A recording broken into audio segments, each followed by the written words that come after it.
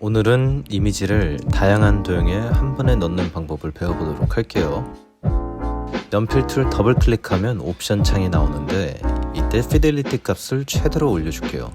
그러면 선이 좀 더 부드럽게 나오고 잠깐 멈춰 놓고 세팅을 한번 보고 진행해 주시면 되겠습니다.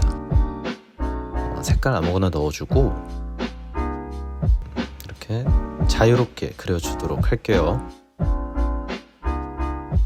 연필 툴의 장점, 이렇게 그려놓고 패스 위에 그대로 다시 그리면 수정이 된다는 점.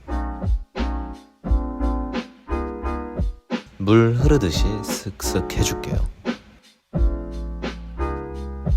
이런 부분도 Alt 키 누르고 스무스 툴 활성화되면 다시 그려보고 위에다, 그래도 안되면 그냥 다시 Alt 키 떼고 수정을 해주시면 되겠습니다.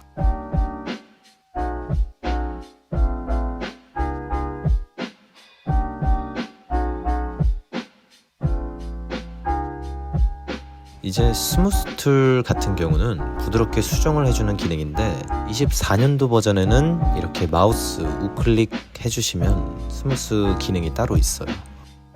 그리고 이런 식으로 값을 올려주면 아주 편하게 도형의 모양이 보완이 가능하고 얘도 한번 해보도록 할게요.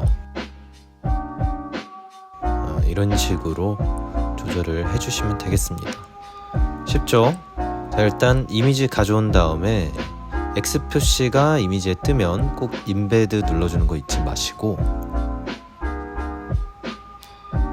배치를 잘 한 다음에 뒤로 보내기 또는 맨 뒤로 보내기 해서 배치해 주시고, 앞에 있는 요소들을 이렇게 Shift 키 눌러서 다중 선택을 해주시고, 상단에 오브젝트, 컴파운드 패스, 메이크, 단축키로는 컨트롤 8이에요. 그 다음에 뒤에 있는 이미지를 같이 선택을 한 후에 마우스 오른쪽 클릭, 메이크 클리핑 마스크를 해줄게요. 이제 오른쪽에 새로운 아트보드를 추가하고 동그라미로 제작을 해보도록 할게요. 이렇게 텍스트들은 다중 선택을 해주시고 오른쪽 아트보드 선택 후에 컨트롤 F 누르면 똑같은 위치에 복제가 되고, 엘립스 툴 선택 후에 이렇게 Alt 드래그해서 복제해주고 컨트롤 D, 컨트롤 D는 방금 전의 작업을 반복 수행해주는 단축키입니다.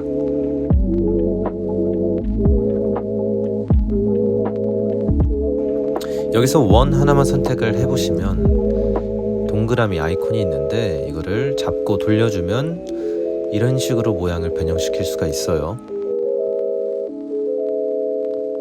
밑에도 한번 해보도록 할게요. 잡고 돌려주고. 저는 이런 식으로 표현을 해주도록 할게요. 아까랑 똑같이 이미지 인베드 시켜주고 뒤로 보내기, 뒤에다 가져다 놓은 다음에 사이즈 조절 후 앞에 있는 요소들 아까처럼 다중 선택해주고, 오브젝트, 컴파운드 패스, 메이크, 그 다음에 뒤에 이미지랑 다시 같이 선택해준 뒤에 메이크 클리핑 마스크 해주면 끝납니다. 마지막으로 상단의 뷰, 트림 뷰 눌러주시면 이런 식으로 아트보드 바깥으로 튀어나가는 부분은 다 잘려서 보이게 됩니다. 훌륭하죠?